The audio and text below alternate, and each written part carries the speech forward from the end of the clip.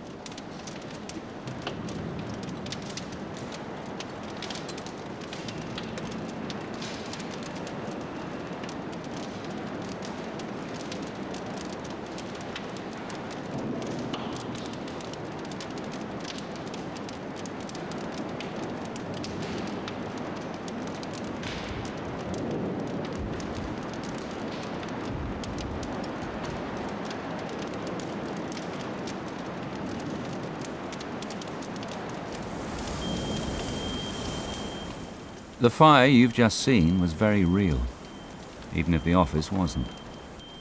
It involved materials which are typical of many offices. No special effects were used, and you saw everything in real time.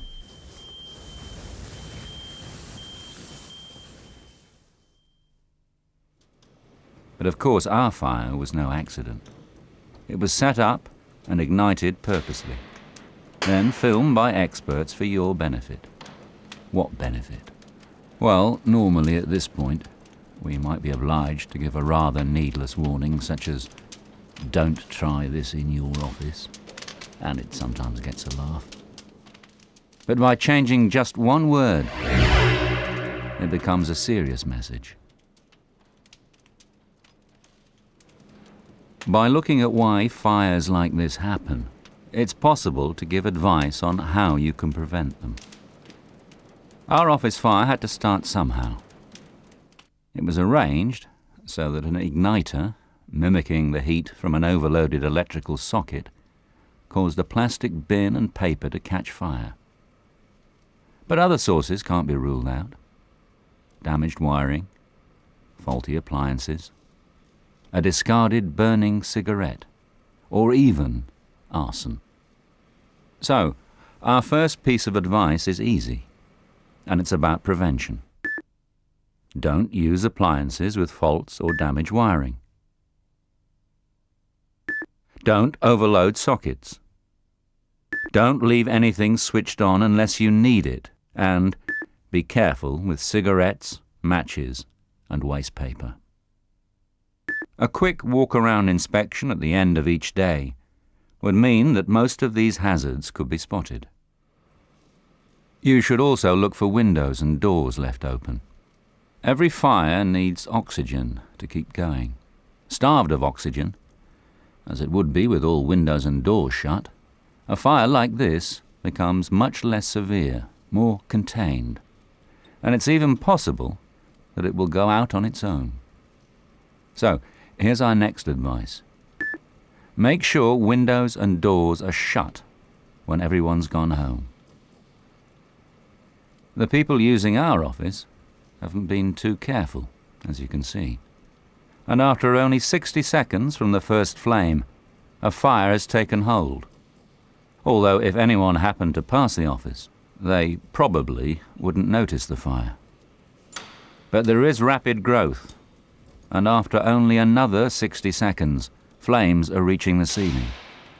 A passerby would easily see the fire, but is unlikely to be able to put it out. It's around this time that a fire or smoke detector would trigger. And this brings us to our next piece of advice. Make sure your office has detectors installed that not only have an alarm, but which are part of an automated system which calls the fire brigade. You can see by the speed and intensity of the fire how important early firefighting is, especially when you realize what's happening above our office. Flames have penetrated the ceiling tiles into the void above, where there may be other materials which could transmit the fire. The risk to other parts of the building, perhaps housing other businesses, is obvious. The potential for damage and loss, huge. It's still only 3 to 4 minutes since our fire started, and the severity of heat being generated can be seen by the smouldering and then spontaneous combustion of objects in the room. Watch the desktop. Flashover follows quickly. As flashover consumes everything in the room, it's appropriate to give our final piece of advice. And it's simply to remind you of good computer practice. Make regular backups of all your important data and store them somewhere else. If you are in any doubt, just consider this. Home Office records show that about a third of businesses which experience a major disaster, including a fire, fail within a year. Which is where we came in. We asked you how you would feel if you knew a fire like the one you've just seen was going to mean the end of your job.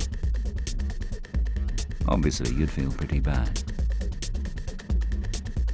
But it doesn't have to happen. By taking on board the advice we've given you, you could be saving your job and the company. Are you up for it?